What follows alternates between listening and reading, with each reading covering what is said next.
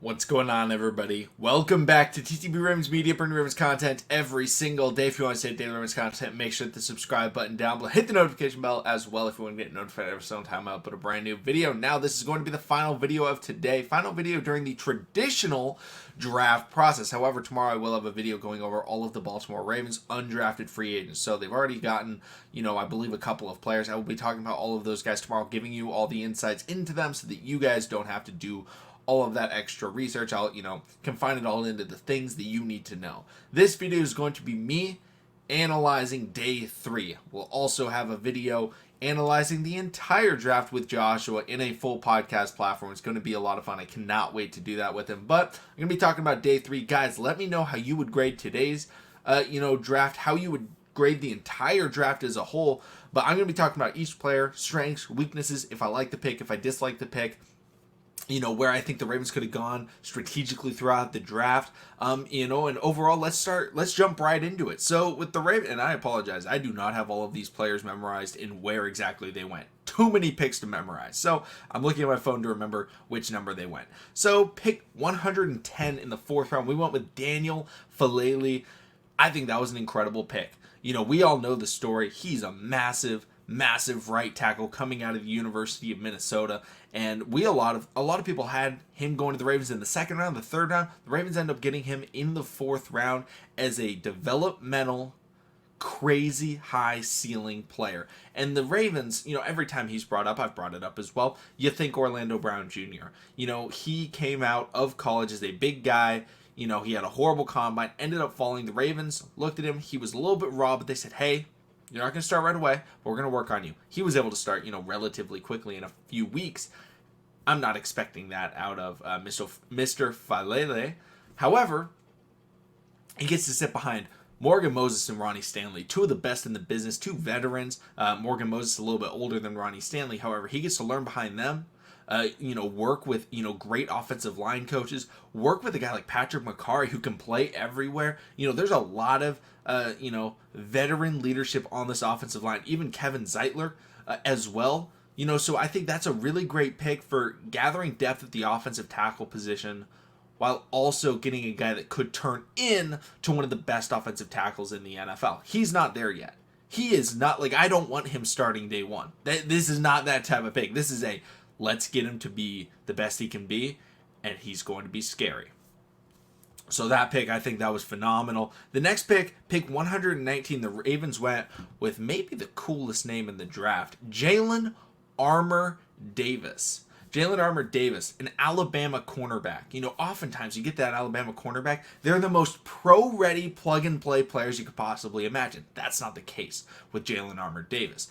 He is only a 1-year starter at the University of Alabama, and he is a traits player. The biggest thing he has, great athlete, good hands, instinctive. He just needs to work on his craft a little bit more. What do the Ravens have right now in their secondary? 2 top 10 cornerbacks in the NFL? Well, he gets to sit and learn behind those guys, learn behind Marlon Humphrey, Marcus Peters, work with, Mike McDonald and the rest of the Baltimore Ravens defensive staff, and be able to utilize his strengths, which is speed, tackling, and aggressiveness on special teams, and then be able to eventually work into that, rotation of cornerbacks. Looking at his measurables, he's 6'1". He's got great size. He projects to be a phenomenal man-to-man cornerback if he develops in the proper way. I think he absolutely can. Physical, fast, big, and man-to-man. That's what the Ravens like out of their cornerbacks. That is exactly what Jalen Armour-Davis brings. I love that pick. I think it's a great pick. The next pick the Ravens ended up going with was Charlie Kolar. Charlie Kolar, pick 128 out of Iowa State. Now, I'm a big fan of this pick, and I'm actually going to combine talking about Charlie Kolar and Isaiah Likely into kind of one segment because, both tight ends. So let's talk about both these players. So I think they were both actually great selections.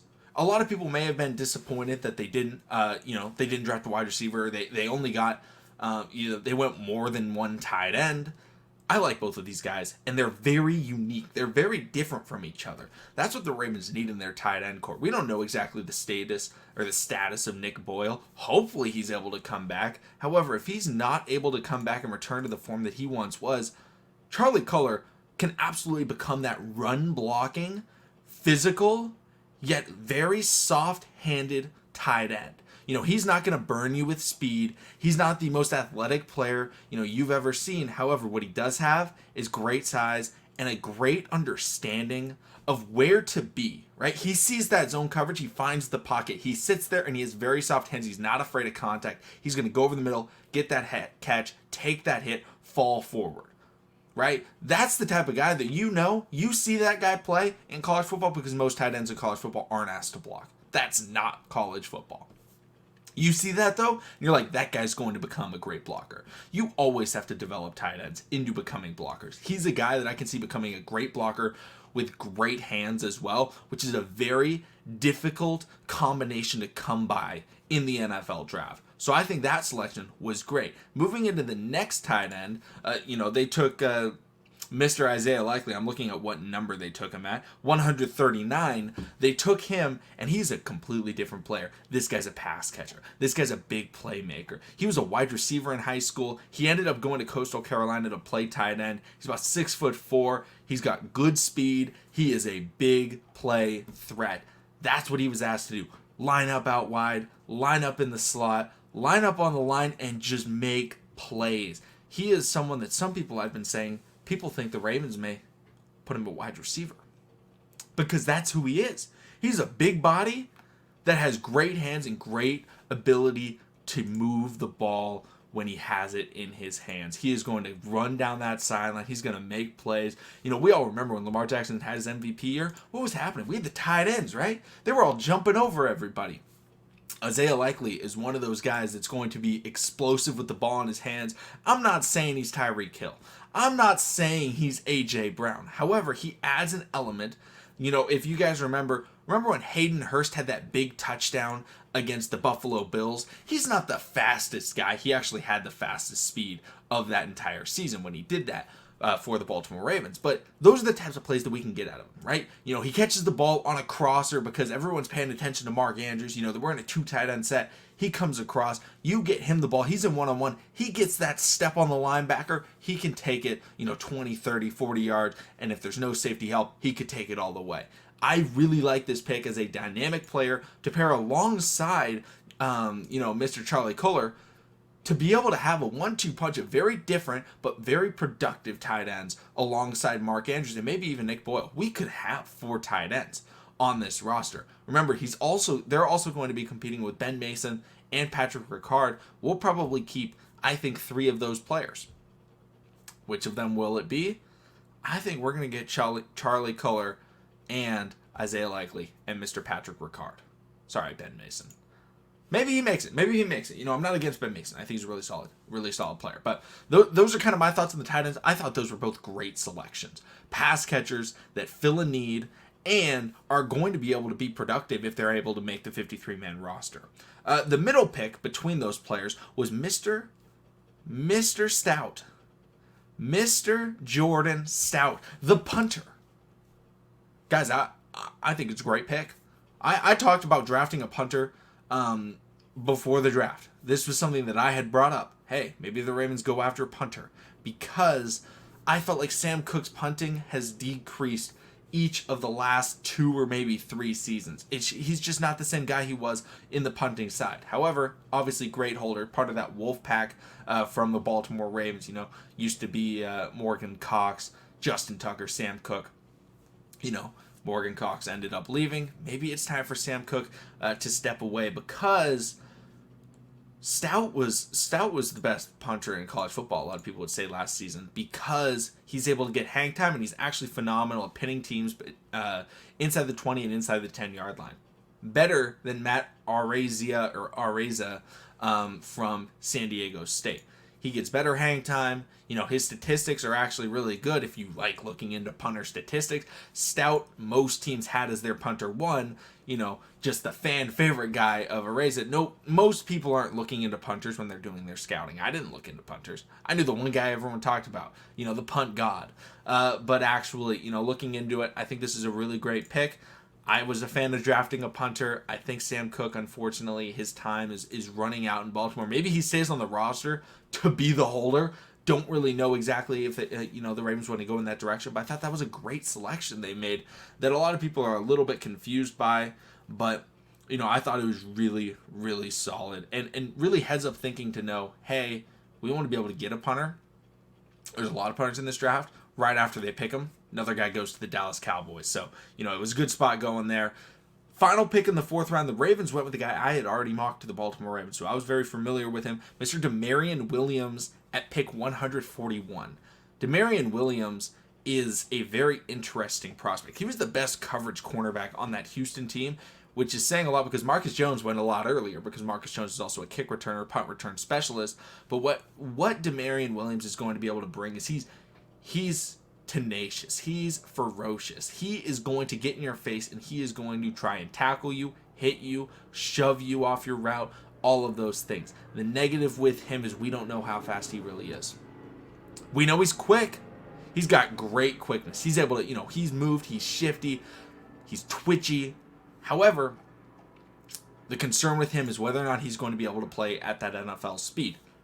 I can't tell you. Honestly, he didn't run the 40. That's probably smart for him to not run the 40. I'm not saying he's like terribly slow. We've seen guys that aren't super fast at the cornerback position have great success. Exhibit A, Richard Sherman. You can do it if you're able to do it in the right way. Maybe he ends up transferring over and becoming more of a slot guy. But as a depth piece, a player that's a willing tackler that can most definitely contribute on special teams, that the Ravens can really see what do they have with him. Because he could be, hey, you know what? This guy's actually, he's good enough. He's not like overly slow. Like, I'm not saying he's the slowest player ever. Like, he's not running a 4.9 or anything like that. You're not playing cornerback in the NFL if you're running a 4.9. The Ravens drafted him because they saw his instincts around the ball, his hands, and his tenacity when it comes to attacking the ball, attacking the runner, and making sure nobody gets downfield on him. Then the final pick in the draft for the Baltimore Ravens ended up being Mr. Tyler Badie, a player that I had mocked to the Ravens multiple times. He was in my first ever Baltimore Ravens mock draft. I really love that selection. Some people believe that he could actually be a slot wide receiver in the NFL. He can be a hybrid type of guy. What does he do? He gets the ball in space and he makes plays. His top end speed isn't anything that's going to blow you away. He's a 4.4 guy, which very solid for a running back. But what he is crazy quick, crazy twitchy. So when you give him a screen, when you give him an end around, when you give him the ball in space, he's going to be able to get that cut, move up the field, and get some extra yards. He's a perfect third down running back for the Baltimore Ravens. He's a potential kick returner and punt returner for the Ravens to allow for Devin Duvernay to be more of a primary wide receiver because we didn't add a wide receiver. I think Tyler Badie, fantastic pick. His comparison is Kenneth Gainwell. I wanted Kenneth Gainwell last year in the draft because I love both of their games. So, overall, I'm a big fan of him. His size is obviously the negative. You're not going to be able to run him like Gus Edwards or J.K. Dobbins, but that's why you drafted him as your third running back. He's the pass catcher. He's the one to get in space. You have your pistol set up. You got Gus Edwards behind Lamar Jackson. You got Tyler Badie to your right. You play action to Gus, hit Badie in the flats. He's got one-on-one. He can take that to the house. Guys, let me know what you thought about day 3 of the Baltimore Ravens draft. I thought it was amazing. Eric DeCosta has done it. I don't know if we can say done it again because we're yet to see like some crazy draft from him. But I'm going to say done it again because he's pulled off so many great trades before. So I felt like he did a great job overall the draft. Also that Hollywood trade. I was a big fan of it. So, guys, let me know what you think. Let me know overall on the draft. Undrafted free agent, I will be talking about that tomorrow. Guys, make sure to hit the subscribe button down below. We're trying to hit 3,000 subscribers. We are getting there, guys. We have gained so many over the last couple days. Thank you guys so much for all the support you've shown. But thank you so much. Subscribe for Daily Ravens content. I'll see all of you again tomorrow talking about the Ravens, draft as a whole, as well as all the undrafted players, the Baltimore Ravens.